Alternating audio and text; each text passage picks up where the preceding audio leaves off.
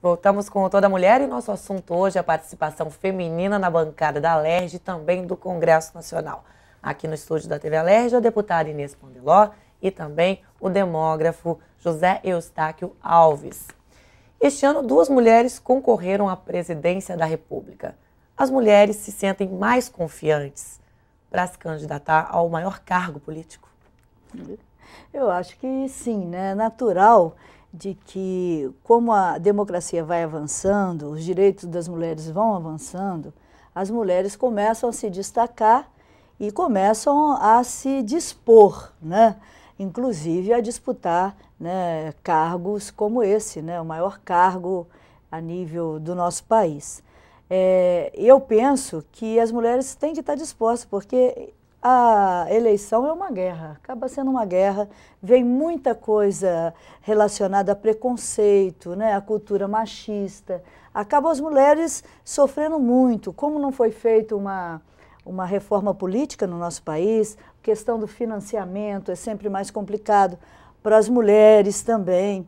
Então, ter 2 mulheres candidatas à presidência, eu acho que é um fato para ser já comemorado, né? E 2 mulheres que estavam na disputa ali, tete a tete, isso é muito importante. Exatamente.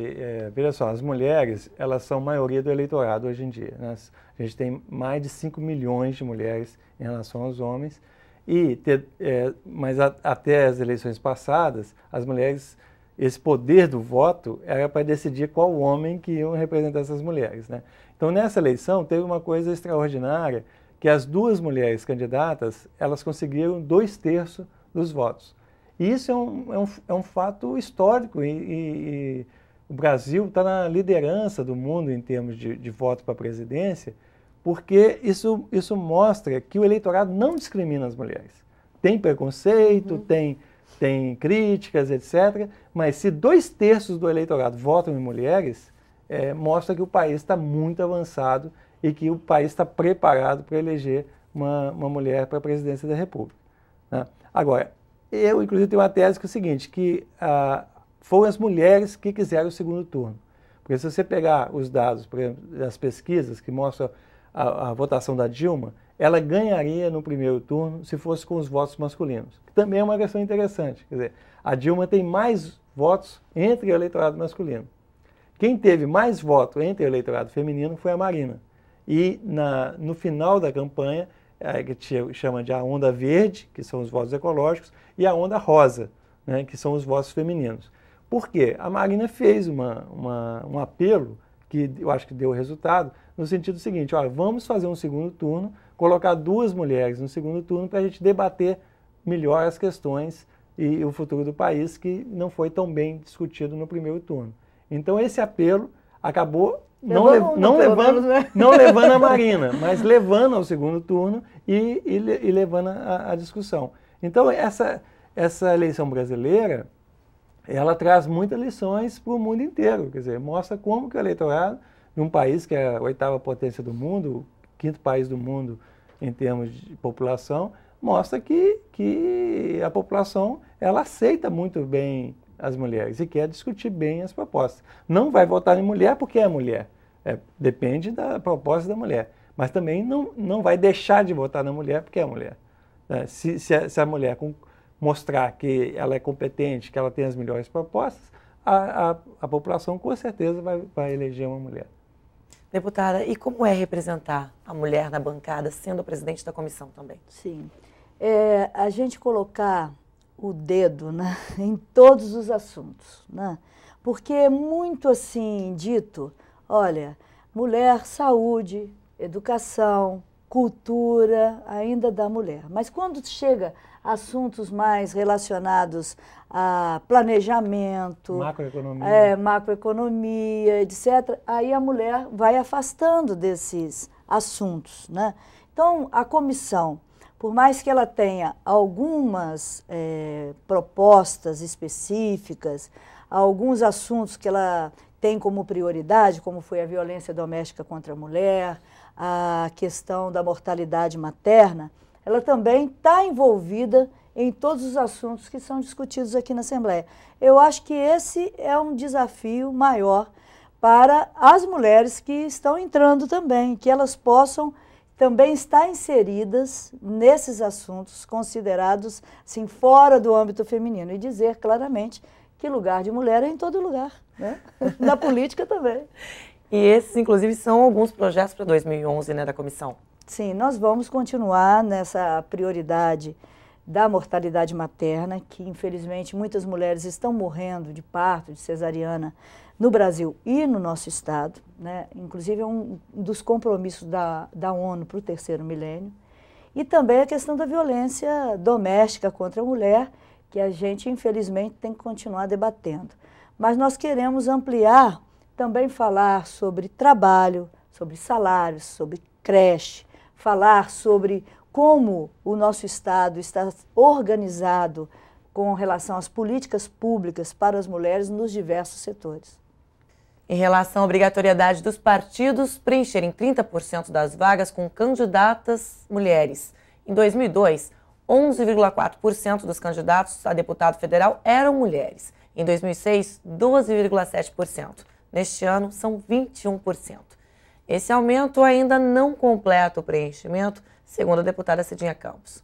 O que fazer para preencher essas vagas? Pois é, o Brasil, isso é um grande problema de desigualdade de gênero, porque os partidos, eles interpretam a lei de reserva de cotas como uma reserva que não precisa ser preenchida.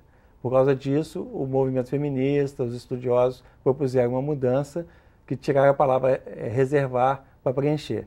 Só que os partidos continuaram interpretando do mesmo jeito e o TSE só decidiu que deveria ser preenchido no dia 12 de agosto. Isso aí já estava muito tarde e não deu para preencher os 30%.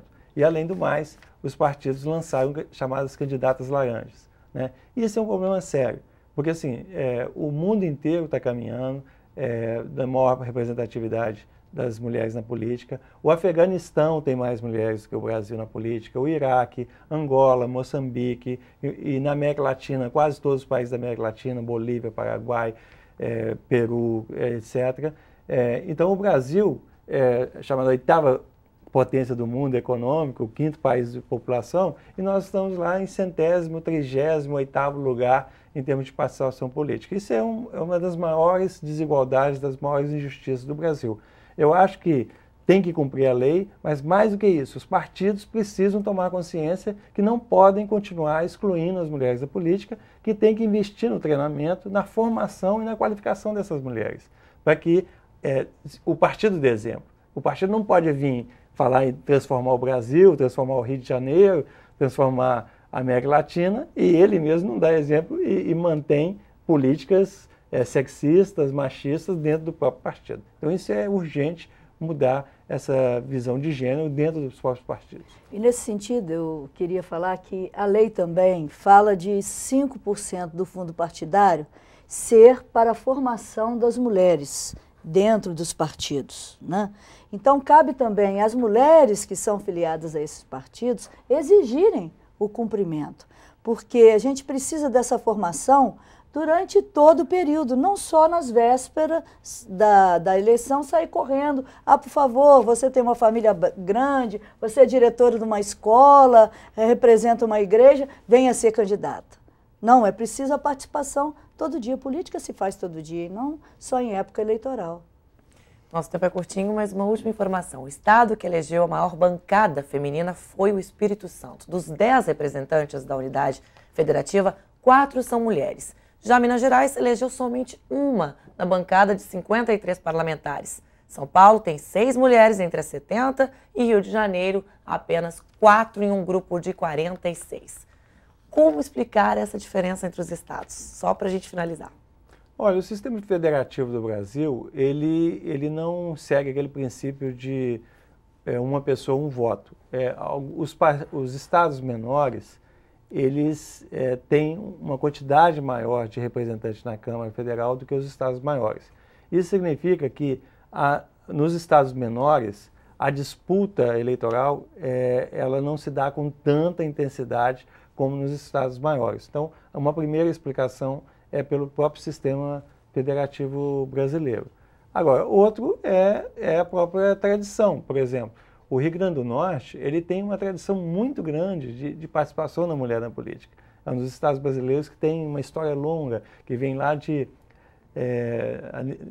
como é que chama? A Nízia Teixeira, esqueci o nome, da grande feminista do século XIX, e assim passando por várias outras. Então, um país tão grande como o Brasil, esse é uma questão normal.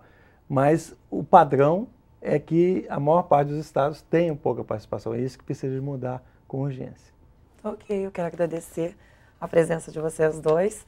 E não sei se vocês querem deixar alguma mensagem. Olha, mulheres, vamos em frente, hein? Vamos participar. Eu agradeço. A mensagem é o seguinte, que em 2012 a gente vai completar 80 anos do direito de voto, a gente vai ter uma eleição municipal e eu acho que é um bom momento para testar essa questão da paridade.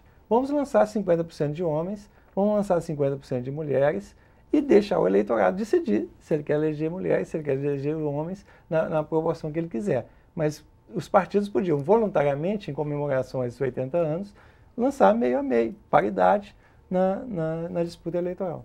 Ok, está dada a dica. Se você quiser rever este programa ou qualquer outro de nossa programação, acesse o site www.tvalerj.tv. TV Alerj, o canal do povo fluminense. Até o nosso próximo encontro.